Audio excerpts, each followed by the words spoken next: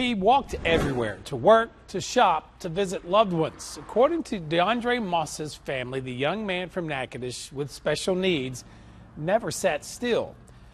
But 5 weeks ago, DeAndre's love of walking cost him his life. He was killed while walking home from work. Instead of grieving, DeAndre's family says they're growing frustrated. They fear police might be protecting the person responsible for his death. So they called KSLA Chief Investigative Reporter Stacey for help.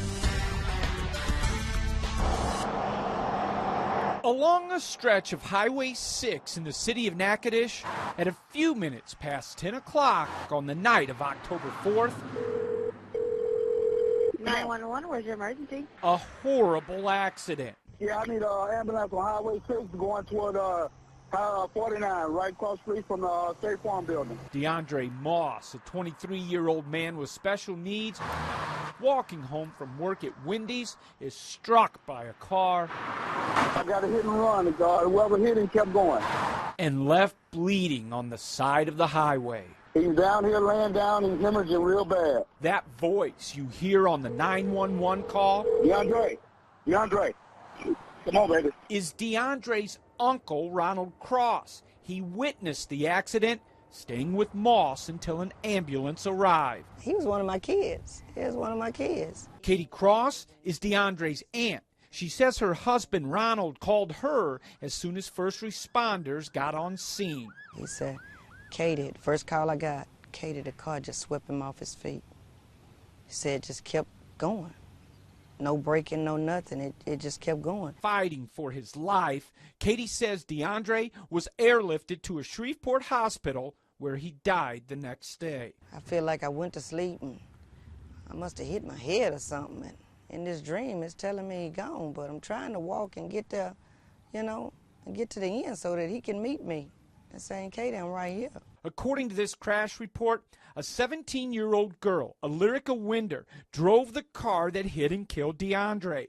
She allegedly left the accident without stopping, driving a mile down the highway, calling her mom from this Sonic restaurant. The report states the teenager eventually returned to the scene with her mother, telling police she didn't know what she had hit.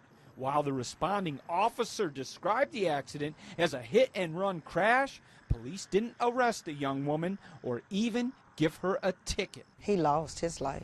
He lost his life. Talking with me at a city park, Katie says she fears the Natchitoches Police Department is protecting Allyrica Winder. I do, sir. I do. Not charging her in the deadly accident, according to Katie, because the girl's grandfather is a detective with the Natchitoches Parish Sheriff's Office. Angry? Makes me feel angry, but I know DeAndre don't want me to be upset. He don't want me to be mad, but I just want justice for him. After speaking with Katie, I went to NPD headquarters to ask about the investigation. The victim's name was DeAndre Moss. And why there's been no arrest. Told the chief of police and case detective weren't in. I tried making an appointment for the next day. Okay, well, can you leave a note with him? Let him know I'll be here at 9:30 in the morning to come talk to him. Okay. Hold on. On my drive down to Natchitoches the following morning, Chief Mickey Dove called. He told me he wasn't going to talk about the investigation, and he also said he had no idea if the young lady driving the car that killed DeAndre Moss was related to a Natchitoches Parish Sheriff's detective. So, getting nowhere with NPD officials. The officer did not push the driver to determine were they distracted. I gave Professor Riley Young a copy of the crash report. He's a retired Shreveport detective and former police academy instructor. They saw what looked like blood or flush around the headlight well and the right fender. They saw hair on the windshield. Now teaching criminal justice at LSUS. My question would have been, were you distracted? Because other than that, you know, there's no way you should not have seen a person walking in the road. In Young's opinion, the investigation into DeAndre's death is incomplete. I don't think that the officer asked the right types of questions that could have shed a lot of light on what actually happened. For example, he points out the officer never examined the driver's cell phone. A toxicology test wasn't given, and the report doesn't indicate the driver's speed. Finally, Young says the driver's actions after the accident. When you strike them to hit your windshield and leave hair on your windshield, how is it that you not know that that was a person? Indicate to him Lyrica Winder knew she hit a person, not an animal. Why did she stop and check, and why did she call her mother? To me, those are questions that, well, why were you so concerned if you didn't really think it was anything? You know, okay, the car was damaged, nothing you could do that night anyway, just go on home. Hoping to speak with police officials about Young's observations, I went back to NPD. Are you the assistant chief? I'm the assistant chief. I wanted to talk to him about the DeAndre Moss hit and run, fatal hit and run accident. Someone can tell me, are there going to be any charges or citations issued in that case? I couldn't tell you. I'm not the one to be able to tell you. Getting told once again, only the chief could talk about the investigation. So I sent a formal interview request by email, but Chief Dove declined to sit down.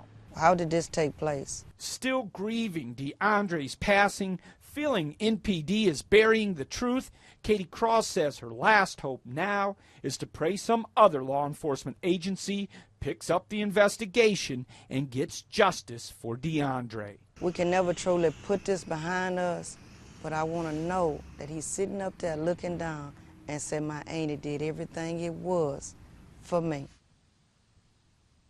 Now, I did speak with the Lyrica Winder's grandfather, the sheriff's detective. He tells me he's had no communication with the Natchitoches Police Department regarding this case or his granddaughter. Now, unwilling to sit down and answer my questions, Chief Mickey Dove did type up this letter instead, writing Katie's fear that police possibly are protecting this young driver.